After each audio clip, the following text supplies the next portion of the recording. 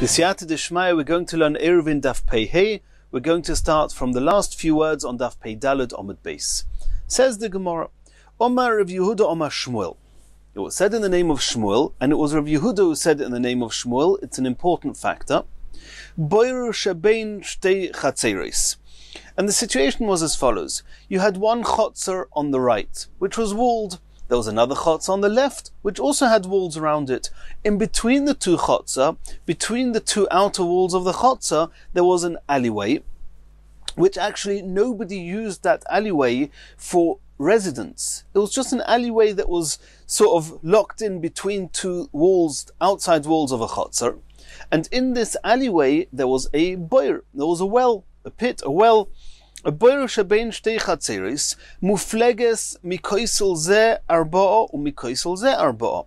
There was at least 4 tvachim between the outside wall of each chotzer and the well.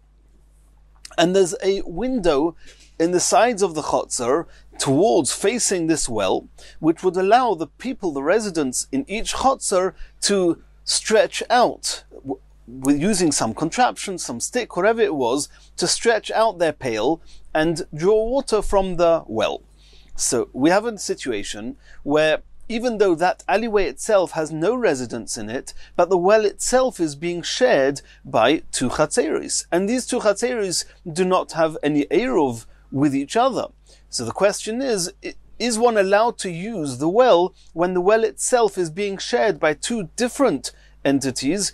And as we've learned previously, according to the rules, it should be a problem. So says the Gemara, or says Rav Yehuda in the name of Shmuel, that Ze moitzi ziz kol shehu umemale. That the truth is that there would be an issue, because even though there's a distance between 4 amos, between each 4 tvachim, between each chotzer and the well, and even though there's that distance, it's still considered as if both chatzeres are using the well or have the ability and permission to use the well, and therefore there would be an issue. And this is a concept that we've mentioned previously a little bit. We're going to mention it more in today's daf, of a person of oiser odom derech avir. If one person is using a reshus, a wall, wherever it is, in a normal way, and somebody else is using it, but that somebody else can only reach this area by through avir, by passing over a 4 tvachim airspace. We've already seen previously in the Mishnah that if you have a wall that is in a chotzer that serves the people living in the chotzer and the people living in the balconies upstairs, and we said that if this wall was more than 4 tvachim away, then the use of the people in the balcony of the top of this wall is not a use that would restrict the people in the chotzer from using it, because they can only use it via the airspace of 4 tvachim. So we hear that according to Shmuel holds that usage through airspace is considered usage, and they could make each other osir. They restrict each other.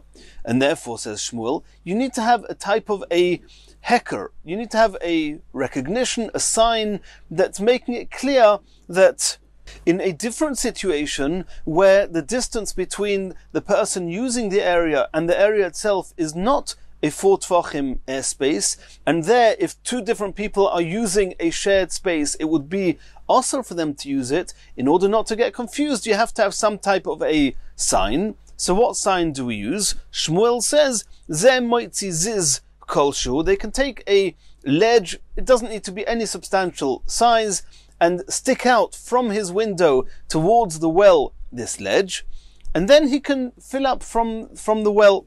Umemale. And the person in the other chotzer also, moitzi ziz, he also, if he wants to use the well, he's got to stick out a little ledge from his chotzer, kol shehu, however small this ledge is, umemale, and he is allowed to use and fill up water from the well. That was what Rav Yehuda said in the name of Shmuel. Rav Yehuda didei Omar, afilu kanya. And it seems that Rav Yehuda only knew that Shmuel made some type of a recognition, and the fact that Shmuel used a ledge, Rav Yehuda assumed that it didn't have to be a ledge. It could have been even something as insignificant as a reed. Rav Yehuda today Omar afilu kanya, it's as long as you have any type of heker, any sign, it's enough. Even if it's just a reed, it does not need to be a ledge. Continues the Gemara. Omar le Abaye le Rav Yosef. Hod Rav Yehuda. This that Rav Yehuda said, and Rav Yehuda held, that there's an issue with using a well which is shared by two people, and even though they are far from the well, there's 4 tefachim, it's through the avir. You see here that Rav Yehuda holds that people are oiser derech avir. Where does Rav Yehuda get this from? The Shmuel. Now it's clear that when Abaye asked Rav Yosef, Abaye wasn't aware of the Gemara that we just saw in the way we saw it. In the way we just saw the Gemara, it says Rav Yehuda Omar Shmuel. Rav Yehuda himself said in the name of Shmuel that there is an issue with the fact that there are 2 residents from different chatzeros using the same well, and therefore you have to make a sign. And then the Gemara added on that Rav Yehuda himself said it doesn't need to be a ziz, it can be a kanya, just a reed. And Abaye didn't hear it that way. Abaye just heard that Rav Yehuda himself holds that Rav Yehuda holds that there's an issue with the fact that there's 2 different chatzeros using the well, and therefore you have to make a sign. And Abaye asked Rav Yosef, or Abaye said to Rav Yosef, that this concept of Rav Yehuda, that Rav Yehuda held that even though you're using the well over an airspace of 4 tefachim, it's still an issue, is the Shmuel. Abaye assumed that Rav Yehuda actually heard this from his Rebbe. Rav Yehuda had 2 Rebbes, Rav and Shmuel. This thing he heard from his Rebbe Shmuel. Di'id Rav, because had he heard it from Rav, there we would have a problem with that. Ha'omar, we know that Rav holds, and we're going to learn about it a little bit later here, that Ein Adam Oyser al Chaveru Derech Avir. Rav holds that using an area, but you can only use it by going over 4 tefachim of airspace, that's such an insignificant use that it would not restrict somebody else who's got permission to use the same area. So according to Rav, that since they were using this well over an airspace of 4 tefachim, then there's no issue whatsoever. There's no reason in the world you should need to have a heker, this sign. So the fact that you need the sign, it must be he didn't hear it from Rav, he probably heard it from Shmuel. And it seems that Abaye had in mind, when he said this to Rav Yosef, Abaye knew exactly which quote of Shmuel, which statement of Shmuel Rav Yehuda heard that made him understand this way. And we're now going to discuss that. Ude Shmuel mehecha. Which statement of Shmuel would have given us to understand? Obviously, anyone who's learnt the Gemara we started with today will see straight away, here I have a Shmuel that says you need to put a ziz. He's clearly telling us that without the ziz there would be a problem, even though it's being used derech avir. And the Gemara is going to come to that conclusion, but not just yet. The Gemara is suggesting that maybe Rav Yehuda learnt this from a different statement of Shmuel. What did Shmuel say? Gag hasomech roshus harabim. And we actually mentioned this case on Daf Pei Daled Amud Beis. If you have a roof that was flash with a roshus harabim, then tzorich sulam kavua la'atirei. We said that this roof also serves the public and also serves one of the people living in the home whose roof this belongs to, and it's on a mirpeset, and the people on the mirpeset want to use the roof, and it's their roof. The problem is that the roof is also being used by the Roshos Harabim. So the fact that the Roshos Harabim are using the roof is restricting the people from the mirpeses from using the roof, and nobody can use the roof because there's no eruv between the people in the mirpeses and the Roshos Harabim. And the Gemara is now assuming. And so what's the halacha? The halacha is that if you put a permanent ladder from the balcony or from the aliyah, from the attic onto the roof, then it's clear that the roof is exclusively going to be used by the people in the Roshos HaYachid and to the exclusion of the Roshos HaRabim, and then the Roshos HaRabim do not restrict the use of the roof. However, if you do not have a permanent ladder there, then the Roshos HaRabim could use that roof, and they restrict the people of the Mirpeset. And now the Gemara is assuming that this was very common practice, that one would put some stones up, or there would be some barrier between the walls of a home and the people in the Rishus Harabim to stop the wagons coming too close to the walls of the building and destroying them. So we assume that these people who want to use this roof, and we assume at this point that they're using the roof to put down heavier loads, and not such easy and comfortable use, and to do that they cannot get so close to the building because of these barriers, so they're going to use the roof of this building by throwing whatever they want to put on the roof, the four tfachim, the gap between these barriers and the wall. So you see clearly that even though the people are using the roof over an airspace of 4 tfachim, it's considered that they're using the roof to restrict the people on the merpeses. So you see clearly from here that according to Shmuel, using something over an airspace restricts the other people who are using the area. Says the Gemara, no, this is not the Shmuel that Rav Yehuda would have learnt this from, because Dilma Kadir of Papa, we already saw previously. The reason that the usage of this roof restricts the people in the home to use the roof is because people are using the roof not for the heavier usage, and then they could not get so close to the home to do that because of the barriers, and they would have to throw it. No, it's people are using it just to put their hats and scarves down, and to do that they can actually come right to the edge of the wall. They can go through the barrier, over the barrier, for that sort type of usage. That was what Rav Papa said at the bottom of Pei Daled Amud Beis.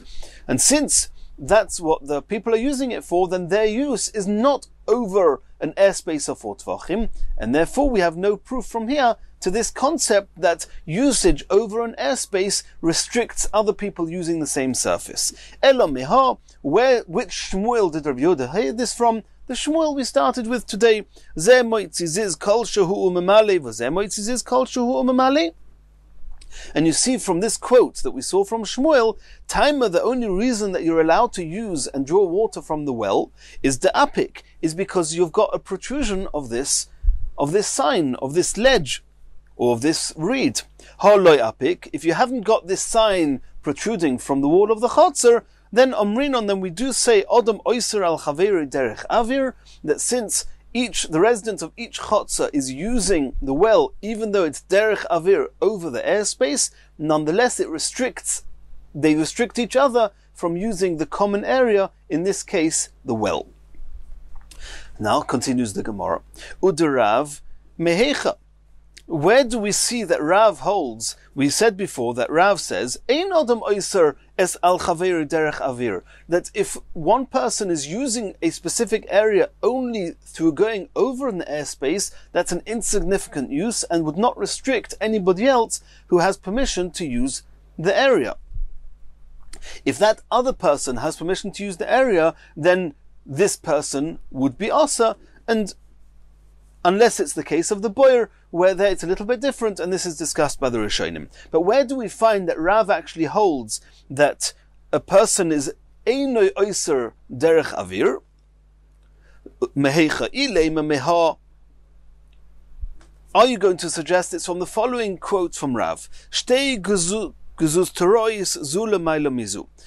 This is a concept we mentioned on Daf Pei Daled. If you have two balconies sticking out of a building, and they are protruding above the sea. The sea is a caramelis. You want to draw water from the sea onto the guzuz terois, onto the balconies which are Rishus Hayochid, because they are high up and wide. They are considered Rishus Hayochid. You're not allowed to carry from a caramelis to Rishus Hayochid. So the special leniency that the Chachomim made in order to allow people to draw water is that they could make a type of a wall, a 10 tfachim high wall, around the hole in the floor of this balcony through which they would draw the water. The walls would be 10 tfachim high, and we would use a concept that we don't use anywhere else called good achis mechitzta, that we, virtually speaking, we see the walls as being extended all the way down until the water, and then the water is considered Rishus Hayochid. You can draw the water from the Rishus Hayochid up to the balcony, which is the Rishus Hayochid. But you have one hole through which they're drawing water, but you have two neighbors who have not made an eruv with each other, and they have two mirpesets, one is higher than the other. In the event that the hole was made, the hole with the walls around it were made in the upper balcony, and they did not make a wall and a hole in the lower balcony, neither are allowed to use this hole, because this hole they made together, and the wall around it they made as partners together. So now you have two balconies belonging to different people, and both of them, so to speak, during the week, they have permission to use this hole to draw water, this newly created Rishus HaYochid to draw water. Since this hole is now being shared by two people, then they restrict each other. Unless they make an eruv together, if they make an eruv together, they're considered one rishus, and if it's one rishus, then they can use this shared area. That was a halacha that we saw. And what did Rav say about that? It's only true if the two balconies are close to each other. If the balconies are away from each other, 4 tvachim, not in height, but in distance, horizontally away from each other, 4 tvachim, in that case, elyoina muteres, then the upper balcony, which is where this Rishus HaYochid is allowed to use the hole to draw the water, v'tachtoina asura, but the lower one is not allowed to use it. And in that case, how would the lower one be using it during the week? How would he use it? He would throw, because it's 4 tvachim away, he would throw his bucket 4 tvachim, and then the bucket would get lowered through this hole to draw the water. So the lower balcony is using the hole in the upper balcony, but only by throwing over an airspace. And Rav said explicitly that the person in the upper balcony is allowed to draw water from his balcony. Why? Because the person in the lower balcony who would be using it is only using that hole by throwing over a 4 tvachim airspace. And according to Rav, it does not restrict the upper person, and therefore the person in the upper balcony is allowed to use that hole. The tachtoina asura, the person in the lower balcony is not allowed to use it because it's designated exclusively now for Shabbos for the person in the upper rishus. And the Rishonim discuss why this is different from boyer, that they can both use it. Asks the Gemara, Dilma shani hacha, maybe this is not proof that according to Rav, using something over an airspace does not restrict the other neighbor. Maybe shani hacha de kiven de lezeh bezrika v'shilshul u'lezeh b'shilshul luchudei kelezeh bezrika u'lezeh b'pesach domi. And this is a concept we learnt on Daf Pei Dalet. There's 3 different ways that you can use an area. Either something called Pesach, as smoothly and easily as a doorway. It's a very comfortable way of using an area. And then you've got another way of using an area, which is by throwing, which means that the area that you're using is 10 tvachim above where you're standing. Another way of using it is b'shilshul, by lowering down, where the area you're using is 10 tvachim below where you're standing.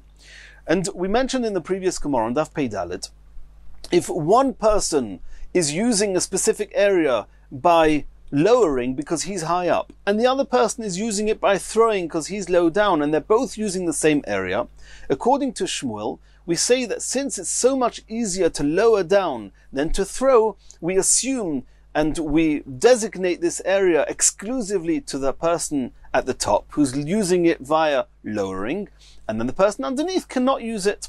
That was Shmuel. However, Rav held that zeh bezrika v'zeh b'shilshul, since both of them are not comfortably using the area, this one is throwing, this one is lowering, therefore they have equal type of use, and therefore they restrict each other. However, over here the Gemara is entertaining the idea that that's all fine when this one is using zrika and this one is using shilshul. But in this case here, let's think about the person in the lower balcony. What does he have to do in order to use the water, to draw water from the hole in the top balcony? Number 1, he has to throw it. So throw it up. Number 2, it's a distance going over the air. He's not right next to where the area that he wants to draw the water. There's 4 tvachim gap. Number 3, he's got to lower the bucket, the pail, right down to the water. That's a very big effort relative to the person in the upper balcony that all he has to do is lower the water. So I may have thought that even Rav, who normally says Zeh b'shilshul, Zeh b'zrika, both are asa, I may have thought that's only in that case. But in this case, it's so much easier for the upper person to use the balcony than the lower one that we allow the upper person to use the balcony and not the lower one. If so, then the reason the lower one cannot use the balcony is not because the reason that the upper person can use the balcony and not the lower one is not because the lower person is only using it by throwing, and Rav holds that if you use an area going over an airspace, it doesn't asa, it doesn't restrict the other person. No, it could be normally it would restrict the other person. But over here, the reason that the upper person is allowed to use it is because relative to the lower one, the upper one is called Pesach. He's using it benachas, and therefore he's allowed to use it. And therefore you cannot bring proof from here to what we're looking for from Rav. So, the lower person has to also throw, which means also a distance and also a height, and shilshul, and lower down to draw the water. But the person in the upper balcony, b'shilshul, he only has to lower the pail. And then it's compared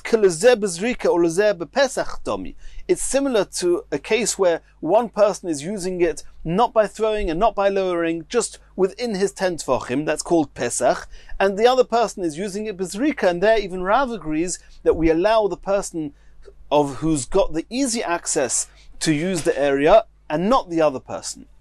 We know this concept that we saw before, that Abaye said to Rav Yosef, that according to Rav, Ein Adam Oisa al Chaveri Derech Avir, is from the following quote of Rav.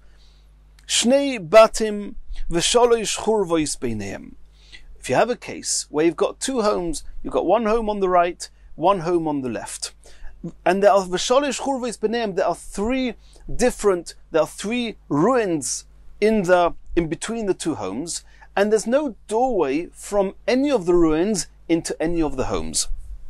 And how are these ruins positioned?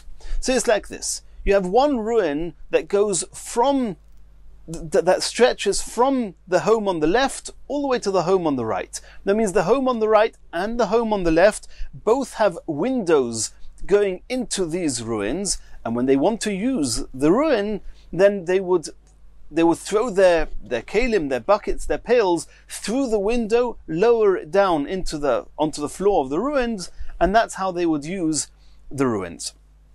That's how they would use that one ruin. Besides for the one ruin that's stretching from the home on the left to the home on the right, there's another two ruins beyond it, which one of them is on the right, which is only open, which is adjacent to the home on the right. The other one is open with a window to the home on the left. And there's actually the wall between these two ruins are actually broken open. So it goes as follows. The right-hand home can, besides for being able to use the one ruin which stretches from his home till the left-hand home, besides for that one, and how does he use that ruin? By shilshul, by lowering a pail through the window into that ruin, he can do the same to the ruins, the other ruin, which is next to his home, but not next to the other person's home. And the same with the left hand of the two smaller ruins, that one has a window going to the left hand home. But besides for the right hand home being able to use the one ruin that is shared by both of them, and the ruin that's next to him, and the left-hand home being able to use the shared ruin that goes from one to the next, and the left-hand ruin, besides for that, the person in the right-hand home can actually throw his bucket right through the right-hand one of the two smaller ruins into the left-hand ruin, the one which the left-hand home uses much easier just by lowering a pail, a bucket, from his window into that ruin.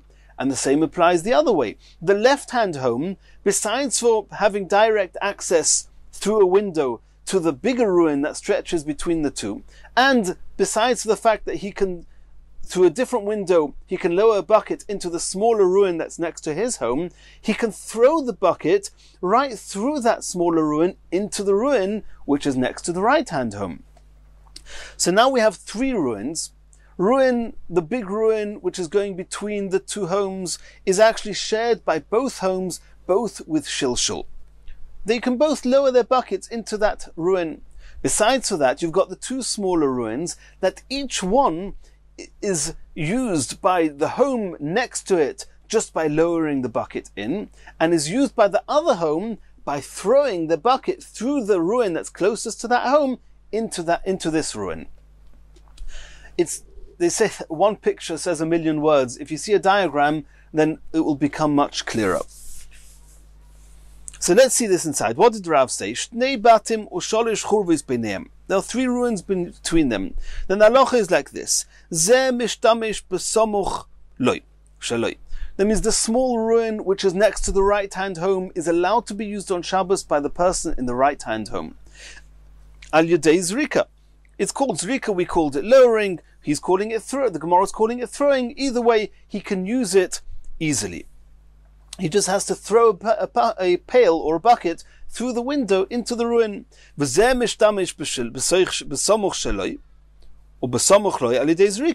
the left-hand home can use the small ruin which is just next to his own home, also by throwing a bucket through the window.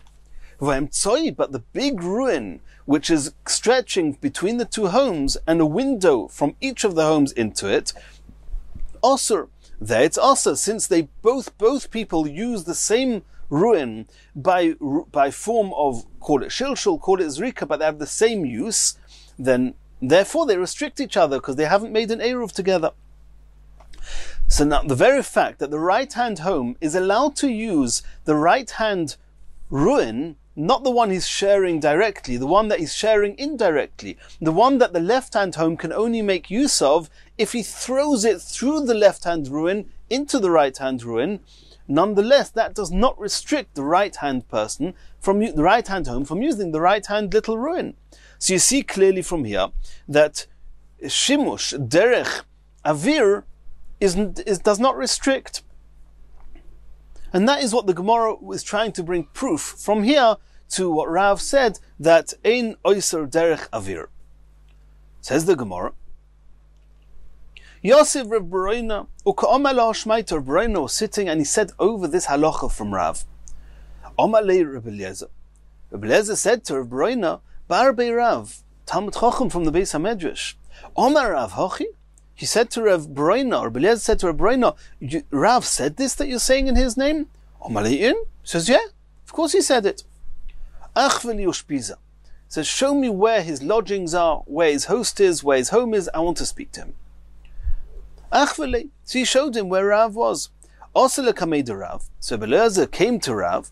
Omar le, and he said to Rav, Omar mar hochi, my master, did you say this halacha that the middle, the one ruin which is in the middle, so to speak, neither are allowed to use, but each one can use the ruin that is next to them? Omar le'in, yes, I said it. Omar le, so he said as follows. And before we read the next Gemara, we have to understand like this. Rebbe Lezer understood, or let's call it misunderstood, what the case. I explained to you the case based on the truth that Rav himself is going to explain himself the way we did. Rebbe Lezer had a different picture. Rebbe Lezer thought we're talking about you have the right-hand home, the left-hand home, and in between them you have three ruins, one next to each other in one column, in one row. So, and then you've got the right-hand home which is adjacent to the right-hand churva, the left-hand home adjacent to the left-hand churva, and the churva in the middle which is not adjacent to either of the homes, but is broken open to the two churvos on either side. So then it's as follows. The right-hand home uses the right-hand churva by zrika, by shilshul, just by lowering a pail through the window. So does the left-hand person home use the left-hand churva in the same way. The middle churva, neither of them have direct access, so both of them can only use it by throwing to a distance of more than 4 tvachim. Besides for the fact that they each throw a distance to be able to use the middle churva, they can each throw an even further distance to use each other's churva. That means the right-hand home uses the right-hand churva almost directly through the window. He uses the middle churva by throwing all the way into the middle churva, and he uses the left-hand churva to throw all the way into the... but he can throw all the way to the left-hand churva, and the same the other way around. And what's the halacha, says Rav? Rav said that the right-hand home can use the right-hand churva and the left-hand home can use the left-hand churva. And they say that the middle churva neither can use. And here we have an issue. Why can neither use the middle churva? They're both using the middle churva by throwing into it. And the halacha is, ve'emtzoi osor, you're not allowed to use it. So Beleza understood that Rav holds the opposite of what we're trying to learn. Rav holds that usage through throwing actually does restrict each other. And that's why this middle churva is restricted to both of them. If so, the question is, why can they each use the outer churvas? Because even the outer churvas is being shared by, that means the right-hand churva is being shared by the right-hand home who's using it directly, and the left-hand home by throwing. So now we're going to have a problem. If the middle churva is osor to both, because usage through throwing restricts each other, then the two outer churvas should also be osor, because they are being used by each other through throwing. And the halacha is it's mutter. So how are we going to explain it? Very simply. Because the right-hand person uses the right-hand churva easily, just by putting a pail out of his window. The left-hand chotzer the left-hand home uses the right-hand chotzer only by throwing. Since it's easier to use the churva, not the chotzer, the churva. Since it's easier to use the churva by just putting your pail out the window than it is by throwing all the way from the left-hand home into the right-hand churva, therefore we give the use to the person who has the easier usage.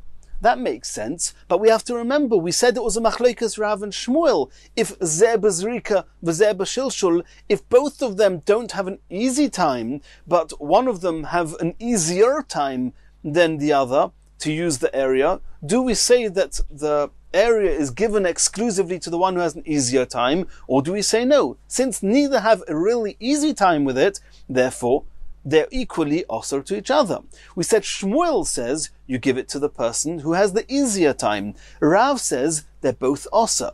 So here we have a question. This was Rabbi Eliezer's question. Rabbi Eliezer said that if you prohibit both of them, you restrict both of them to use the middle chotzer, it must be that usage through the airspace restricts. And then it must be that the reason they can each use their own respective outer churvas is because it's easier for them than for the other one. And this contradicts what Rav himself said, that the fact that it's easier for one to use than the other is not reason to allow them to use it. Let's see this inside. You hold that if it's easier for one than the other, if in the event that one person uses an area by lowering and the other one uses it by throwing, nonetheless it's also for both of them, even though it's easier to use it by lowering than by throwing. If so, here too, even though it's easier for the right-hand home to use the right-hand ruin, since the left-hand home also uses that churva by throwing, even though it's more difficult to use, it should still be osor. Why did you say that the right-hand home can use the right-hand churva? Omarle, so Rav said to Rabbi Eliezer, you misunderstood the case. We're not talking about that the homes are in a row. And therefore don't bring proof from the fact that I restrict everybody from using the middle churva, that it must be that I hold that usage over the air is considered, they restrict each other. No. In that case, it could be that it would be mutter, because they're both using the same area only via the airspace, similar to the boirer that we're talking about. No, he says, we're talking about the case that the way that I painted it to you before, that there's one chotzer that's actually being used. When it says the middle chotzer is osor, emtzoi osor, it doesn't mean the middle chotzer with one ruin on each side. No, it means the middle one because it stretches across the whole area from the right-hand home till the left-hand home. And they're both using it equally through zrika, through shilshul, and that's why it's osor. And the other two homes are mutter even though they can each throw from their homes to the other churva, nonetheless, I Rav hold that using over the airspace does not restrict the other neighbor. Do I say that this case is talking about where the three are in a single row, as we said? No. It's like a tripod, the 3 feet of a tripod. You have 2 ruins next to each other, and the third one is actually in the middle of the 2, beyond the 2, which stretches all the way from the right to the left. And in that case, as we discussed, Rav's halacha applies. So this is where we see that Rav holds that usage over airspace does not restrict the other person from using the airspace, from using the area, Continues the Gemara. Omar le Rav Papa le Rava. And now we're going back to Shmuel. Shmuel says that if 2 people are using a shared area and they're using it over an airspace, Shmuel says that they do restrict each other. Just he said that in the case of the well, you can make a sign, you can protrude Shmuel said you should protrude a ledge. Rav Yehuda says it doesn't have to be a ledge, it can be a reed, but you have to make a sign and then you can use it. Omale of Papa Rava. Leima Shmuel lesle de Rav Dimi. This halacha we learned from Shmuel seems to be arguing with Rav Dimi. The Chiasa Rav Dimi, when Rav Dimi came from Eretz Yisrael to Bovel, Omer Rabbi Yechanan, he said in the name of Rabbi Yechanan the following halacha, and we've seen this a number of times already. Mokim she'ein boi daled al daled. If you have a Roshus HaYochid on the right and a Roshus HaRabim on the left, and in between you have this wall which is less than 4 by 4 tfachim, it's not considered a mokim, it's not considered a place, it's a mokim p'tur. Then mutar livnei Roshus HaRabim v'livnei Roshus HaYochid lekatif olov. The people from the Roshus HaYochid, they can adjust their bags, their loads on this little ledge, on this wall. And the people from the Roshus HaRabim can also do that, because it's mutar to carry from Roshus HaYochid onto a mokim p'tur, or from Roshus HaRabim onto a mokim p'tur. Just you have to make sure that you don't take something that was in Roshus HaYochid, put it onto this mokim p'tur, and from there into Roshus HaRabim, even though biblically that would not be prohibited, but it's also to do that. Now this area on top of the mokim p'tur, since the mokim p'tur, this amud, or this wall, which is less than 4 by 4 tfachim, is not considered a mokim. So we just consider it as air. So what's happening? You've got the people in Roshus HaYochid who are using an airspace, and you have the people in Roshus HaRabim who are using an airspace. So you see that you've got 2 people who are both using airspace, and it's mutter. According to Shmuel, it should be aser. According to Shmuel, if you have 2 people who are both using an area just via the airspace, they restrict each other.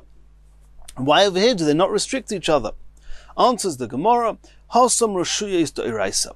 Over there, we're talking about that on one side you have Roshus HaYochid, the other side you have Roshus HaRabim, and there people are very careful, and they're not going to get confused so easily, because it's very serious to carry from Roshus HaYochid to Roshus HaRabim, and people are careful to only carry onto this mokim p'tur and not into Roshus HaRabim. Ha'hocha Roshus Rabbanon. In our case, we're talking all about rabbinical halachas. There's no biblical halachas carrying from one ruin to the next, carrying from the chotzer to this alleyway. These are all enclosed areas. Min HaTorah, these are all Roshus HaYochids. Just the Chachamim said that you're not allowed to carry from one Roshus HaYochid to a different Roshus HaYochid if it's not owned by the same person. And only regarding halachas that are rabbinical, there the Chachamim made extra chizukim that people shouldn't become lax, and therefore only in that case Shmuel holds that if people are using the same area just via or through the airspace, that they restrict each other. Continues the Gemara. Omar le Ravina le Rava. Ravina is asking Rava, Mi Omar Rav Hochi. Could Rav really hold that when 2 people are using the same airspace, that they do not restrict each other? This seems to contradict a halacha that we learned. Shtei batim mishnei tzidei Roshus HaRabim. If you have 2 homes belonging to the same person, one on one side of the Roshus HaRabim and one on the other side of the Roshus HaRabim, Rabbi bar Ravuna Omar Rav, it was said in the name of Rav himself, Asur lizroik mizeh lezeh. You're not allowed to throw, and obviously we're talking about above 10 tefachim. If it's below 10 tefachim, it's a Rishus HaRabim. You cannot carry from Rishus HaYochid into Rishus HaRabim. But here we're talking about throwing above 10 tefachim. So it's so to speak considered like a mokim ptur. I'm throwing from my Rishus HaYochid into another Rishus HaYochid, my own Rishus HaYochid, and on the other side, through the area above 10 tefachim, above the ground, the Rishus HaRabim. And Rav said, you're not allowed to do that. Why? Obviously the reason is because the area above 10 tefachim, even though it's not Rishus HaRabim, but it's also being used by the people in the Rishus HaRabim. They can also throw things into that area and use that airspace. And since that airspace is shared not only by this particular individual who wants to throw from one home to the other, it's also shared by the Rishus HaRabim. It's a shared airspace, and therefore they restrict each other on Shabbos. That's why Rav says also, Ushmuel Omar Mutter Lizreik Mizeh Lezeh. And Shmuel himself says that one is allowed to carry from one area, from one home to the other home. And we saw just before, since over here we're talking about Rishus HaYochid proper and Rishus HaRabim proper, in that case Shmuel doesn't say that using a shared airspace they restrict each other. We saw that before. However, Rav, who says that over here it's Osir, he obviously holds that since they're using this shared airspace, they restrict each other. And this is contrary to what Rav himself said all along that we've learnt in this sugya. And we saw before that according to Rav, usage of airspace does not restrict each other. Answers the Gemara, it's not a contradiction. Omalei lav mi'oikimna de madli chad matati chad. We're talking here about the two homes are not on the same level. One home that he's throwing from is much higher than the other one. And zimnin, sometimes when you're throwing it and you're trying to throw it on an angle, the mingadar v'nofil, the miggander v'nofil, sometimes it's going to roll away or fall away, it's going to fall down into the Rishus HaRabim. So you've thrown it from the Rishus HaYochid, you missed your target, it landed in the Rishus HaRabim, okay, that was a mistake. V'osi la'asuye, you're going to come and carry it in the Rishus HaRabim, you're going to take it from the Rishus HaRabim back into the Rishus HaYochid. And that's very serious. So Rav is worried that you shouldn't come to Chas v'Shalom carry on Shabbos, therefore he said, don't throw from one Rishus HaYochid to another, but the reason that he's not allowed to do it is not because the airspace is being shared by the people of the Rishus HaRabim, because according to Rav, shared airspace does not restrict each other. Continues the next Mishnah. And we're going now to Eiruvei Chatzeris. Hanoisen es Eiruvoi, if somebody takes an Eiruvei Chatzeris, which means that you've collected food from all the homes sharing this chatzah, and normally what we should be doing, how does an Eruv Chatzeris work? That we want all the homes to be associated to a single home. And then since all the areas are associated to a single home, it's as if it's all one Rishus. It's not considered carrying from one Rishus HaYochid to a different Rishus HaYochid. But to do that, you have to put the Eruv into one of the homes. What happens if Anoisen is Eruvei bebeis shar? You put the Eruv into a gatehouse, Bachsadro, you put it into the porch, or Mirpeset, you put it into a balcony. Einoi Eruv, since it's not a place for dira, it's not a place of residence, and the Eruv Chatzeris works by the fact that we all share a residence, and we are represented by our food, the food has to be in a place that it's common to have residence in it, to the exclusion of these places. V'hadorosham, not only that, but somebody who lives in any of this place, and any of these places, it's not called he has a residence there. Eino oiser olav. If he doesn't join the Eruv, then he does not restrict any of the other people from carrying in the Chatzar if they made an Eruv. Because the residence there is not considered residence. They don't restrict the other people in the Chatzar. They don't need to join the Eruv of the other people in the Chatzar. And if you put the Eruv in their Roshus, it's not valid. Continues the Mishnah. Beis HaTeven, if you have a home, a storage home for straw, or Beis HaBokor, or for the animals, or Beis HaEitzim, wood, Beis HaOitzrus, or other storage homes, and the storage homes we assume they belong to one of the other people who already have a proper home in the Chatzah, but they have lent, they have given permission for somebody else, an outsider, to use these storehouses to be in. they're allowed to use them. Then in those cases, the people who are borrowing or have permission to live in these storehouses, they do restrict the chotzer, and if they do not join the Eruv, then nobody can carry in the chotzer. And putting food into any of these store homes, the Beis HaTeven, Beis HaBokor, Beis HaEitzim, Beis HaOitzeres, it's called dira, it's called residence, and the Eruv is valid. Harei Eruv, v'hadar sham oiser, and somebody who lives there, he restricts the other people because it is considered residence. Rabbi Yehuda says, however, im yesham tfisas yad shel bal habayis, if the owner of these storehouses have any handle in that home, that means he's left for himself some space, he's got some of his utensils in that home, even though he's given permission for an outsider to use it, but he still has some use of it now over Shabbos. Therefore, it's as if the area belongs still to one of the homeowners, and that homeowner, he's joined the Eruv with everybody else. In that case, Eino Eiser, even though he's allowed somebody else, an outsider, to also use these storehouses, and that person did not join the Eruv, since that residence is not only exclusively for the use of this outsider, but also for the owner himself, who's part of the Eruv because of his home, therefore the person living in it does not restrict everybody else from using the chotzer. Says the Gemara, Omer Rav Yehuda Bereider of Shmuel bar Shilas, Kol mokim she'omru, anywhere where it says Hador shom einoi oiser, that somebody who lives in place X, wherever it is, living there is not considered residence, and therefore somebody living there who doesn't join the Eruv does not restrict all the other people from carrying in the chotzer, then in any such cases, if you put the Eruv Chatzeros there, the Eruv is not going to be valid for the same reason it's not a place of residence. Chutz, there's one exception. Mibeis Shar de Yochid, if you have a gatehouse that is serving a chotzer, that the chotzer is only serving a single home, then in that case, even though if somebody lives in this gatehouse, he's not going to restrict anyone in the chotzer from carrying. Nonetheless, if you put the Eruv in such a gatehouse, then the Eruv is valid. It means putting the Eruv in a gatehouse, that the gatehouse is serving a chotzer that belongs to a single individual, the Eruv, it's considered enough residence that you can put the Eruv there.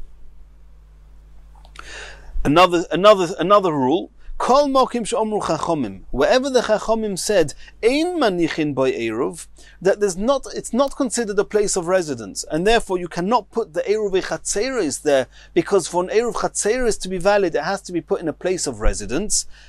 However, manichin by shituf, you're allowed to put shitufei muvois in such a place. What we mentioned before, the Beis Shar, or what we said now, a Beis Shar that is serving a chotzer of a rabbim, not a yochid, or a porch, or a balcony, that putting an Eruv Chatzeros in those places is invalid, but shitufei muvois, where we're not trying that everybody should have residence in the same place, we just want everybody associated to a single chotzer, the only condition is that it's in a protected place. You cannot put the shitufei muvois in the mavui because it's not a protected place. But you can take the shitufei muvois and put it into a chotzer, or into a beis shar, a chsad, or merpeset. So any place that ein manichin by Eruv, that you cannot put an Eruv Chatzeros, however, manichin by shituf, you're allowed to put the shitufei muvois in such a place, because shitufei muvois does not need a place of residence. Chutz, there's one exception, me'avir mavui. In the open area of the mavui itself, since it's not protected there, you cannot put the shitufei muvois inside the mavui.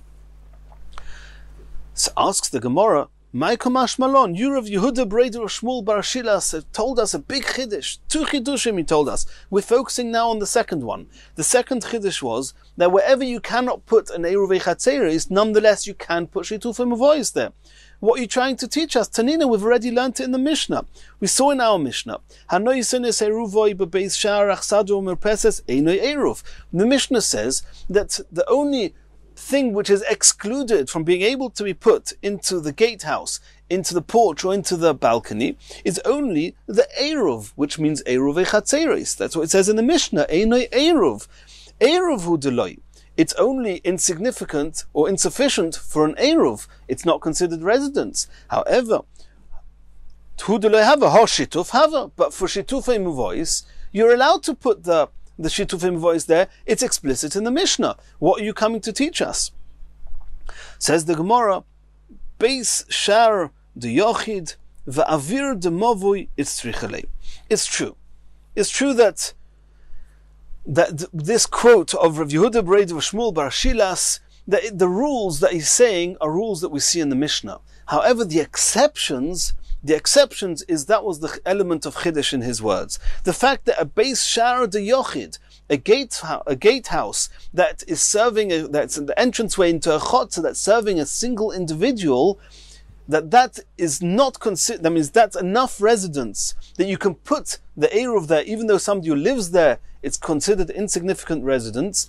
However, it's enough residence that you can put the Eruv Chatzeris there. That you don't see in the Mishnah, and you also don't see that you're not allowed to put shitufei muvois in the mavoi itself. It's true that these areas that are not considered residence, they only restrict Eruv Chatzeris, not shitufei muvois. But you don't see in our Mishnah that the exception to that is the avir hamavui. Deloitnan, because that it doesn't say in the Mishnah. Taninam yochi, let's also see these halachas explicitly in a brisa. Hanoyisinis eruvoi bebeis shar achsadro merpeset ubechotzor ubemavui hareza eruv. Very interesting brisa. It says that if you put the eruv into a gatehouse, or into a porch, or into a merpeses, ubechotzer, or in a chotzer, ubemavui, or in a mavui, hareza eruv, it's valid. V'otnan, this is explicitly against what we saw in our Mishnah, ein ze eruv, that the eruv is not valid. If so, ema, so it's a contradiction. Answers the Gemara, ema hareza shituf. The brisa, when it says hareza eruv, it means either change the brisa or read or understand the brisa means hareza shituf, that these places are all valid for shitufei muvois. Shituf b'mavui loy mintar. Says, okay, we're talking about shitufei muvois, and therefore we understand the Beis shar and the achsadra and the merpeset and the chotzer. But when the brisa says uba mavoi, that you can put this eruv, which we now know is talking about shitufei muvois, in the mavoi, can you put the shitufei muvois in the mavoi? We saw before chutz me'avir mavoi, because it's not protected. So how can the brisa say that you can put the shitufei muvois in the mavoi itself?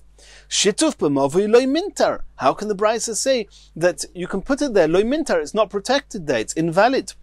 Answers the Gemara, Eimer, you should read in the brisa not ubechotzer and in a chotzer, ubemavoi or in the mavoi. No, you should read ubechotzer shebe mavoi, that you have to put the shitufei muvois in one of the chatzeros which are actually using this alleyway. To the exclusion of a chotzer that does not have an exit into the mavoi, you cannot put the shitufei muvois in such a chotzer.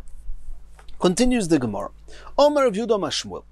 B'nei Chabura shahoyu masubin. There was a group of people that were eating on Erev Shabbos. Erev Shabbos, before Shabbos, they were dining together. V'kiddush aleim hayom, and Shabbos came in. They did not make an Eruv Chatzeros, they didn't make a shitufei muvois, but they have food here on the table. Then pas she'al hashulchan soimchin alein mishum eruv. The food that's on the table, that's being shared by all of them, that can be used as the eruv for Eruv Chatzeros and for shitufei muvois.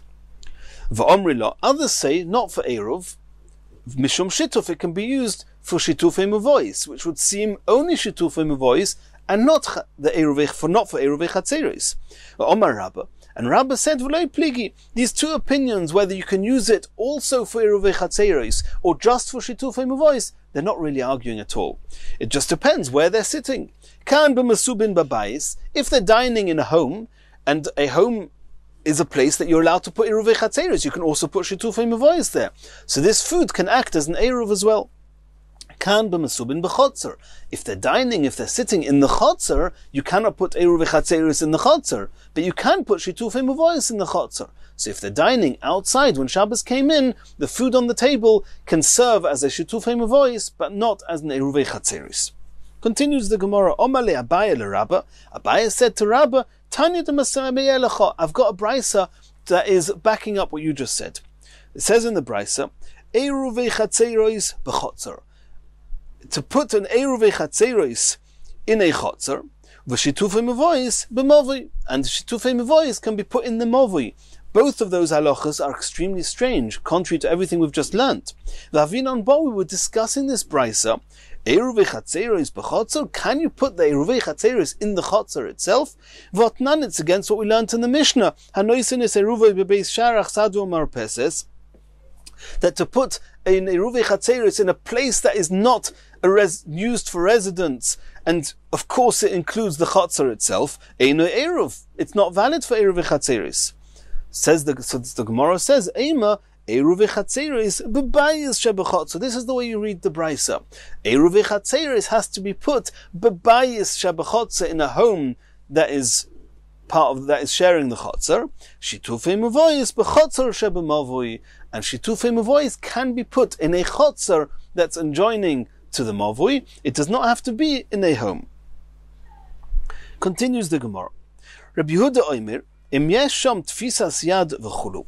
We saw in the Mishnah that even though you've got these storehouses that belonged to one of the residents of the chotzer, but he allowed somebody, an outsider, to use it, and then we said that this outsider is going to restrict all the other people from using the chotzer unless they join in the eruv. However, if the owner of this storehouse, who actually it has a home in the chotzer, if he has a tfisas yad, he still has some usage of this storehouse, even though he's given it to somebody else to use, then it's considered annexed to his home, and therefore the person who's using it does not need to join into the eruv. Says the Gemara, Heicha domi tfisas yad. Give us an example of somebody who's got storehouses that he's lending to somebody else, but he's also using it himself. Says the Gemara, Kegoin chatzeiroi shel Bunais. Bunais was a very rich person, and his father was very, very rich, and he had so many utensils that he would keep these utensils in all the homes and all his storehouses that he had in the chotzer, at the same time that he would lend these storehomes to other people to use.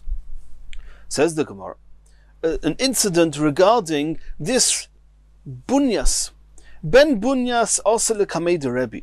This Bunyas, or the son of Bunyas, he came in front of Rebbe. Omar Lu, Rebbe said, Panu mokim, make space, give a choshev, a prominent place, leben mea mona, to somebody who's wearing clothing that are worth 100 moneh, expensive clothing. He's such a rich man, he deserves a place of honor. Also in a shachrin, and then another person came, and this person, the second person, was wearing clothes that were twice as expensive. The clothes that were cost 200 moneh. Omar Luhu. And so Rebbe said, Panu mokim, make space, leben mosayim moneh. Either move this bunyas aside and give that prominent place to this person who's even richer, or put this prominent place, this second person, in an even more prominent place.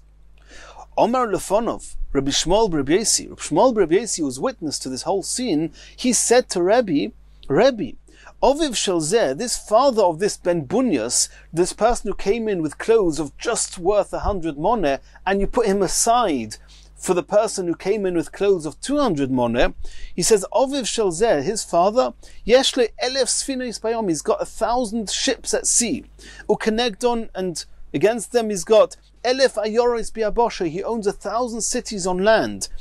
He's extremely rich.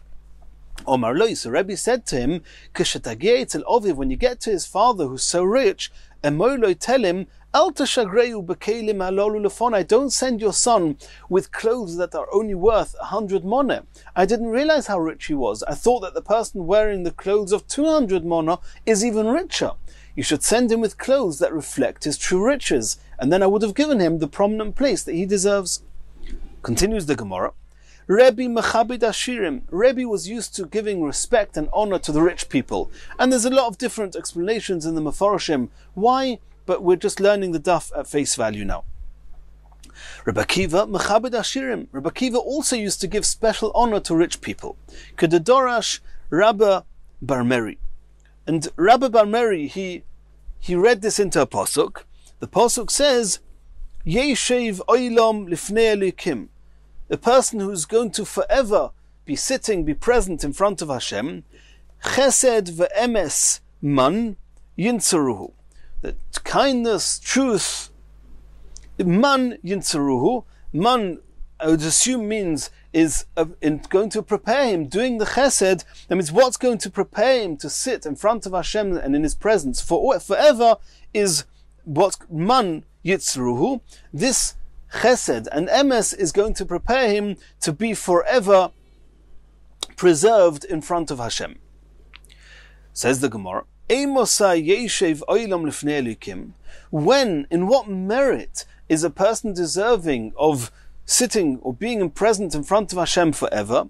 Bisman chesed ve'emes man, at a time when he's doing kindness and he's sustaining poor people, yinsruhu, that's what's going to preserve him. So you see that the rich people, who they use their riches in order to feed others, to do tzedakah, to do chesed, to sustain the poor people, that is what's going to preserve them to be for always, forever in Hashem's presence. And that is why these rich people are deserving of special honor. Continues the Gemara. Rabbi bar Chana, we're going back to what the Gemara said at the bottom of Amud Beis, what's considered heicha domi tfisas yad.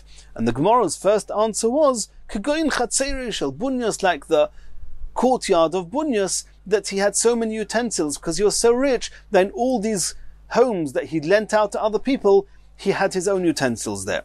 Rabbi bar Chana is saying, Kagoyin yoset shel machresha, even if the owner of this storehouse, all he has in this home, in this storehouse, is the knife part of the plough, and it's resting there over Shabbos, that's enough to be considered that this home is associated to its real owner, and the person who's living in this home does not restrict the other people from carrying in the chutzah, even if he doesn't join the Eruv. Omer of Nachman, Tana de Be'er b'Shmuel, Dovo hanitel b'Shabbos, something which is not muktzah on Shabbos, something which is movable on Shabbos, oiser. If the only thing that the real owners of this storehouse has in the storehouse is something that's movable on Shabbos and could be removed from this home on Shabbos, then he hasn't got a tfisas yad. He doesn't have a solid handle and a permanent handle for the duration of Shabbos in this home, and therefore the person, the outsider who's living in this home, is oiser, is going to restrict the people in the chutzah from carrying that. However, something that's not allowed to be moved on Shabbos, and the real owner has an item like that in this home, then it's considered that the owner has a handle in this home, and the visitor who's living in it, or the person who's borrowing or getting permission to use it, does not restrict the other people in the chutzah. Eino Eser. Taninam Yachi, we saw a brisa to this effect. Yeshloi tevel. If the owner has tevel, which is food that has not been taken trumas and maestros, you're not allowed to eat it, so they're muktzah. Then if he's got tevel, or yeshle ashushas, if he's got a metal bar, which is also muktzah on Shabbos, v'chol dovash einu nitl b'Shabbos, or anything else which is not allowed to be moved on Shabbos, einu oiser, then if he has that in this beis ha'oitzer, beis ha'teven, beis ha'bokor, or that we saw before, even if there's somebody else, an outsider living in this home, nonetheless, eino oiser, it does not restrict the other people in the chutzah to use the chutzah, because even this residence is associated to the owners who are part of the Eruv, because the owners have something which is not movable on Shabbos in this residence. And the Mitzvah Hashem in the next shiur, we're going to continue from here.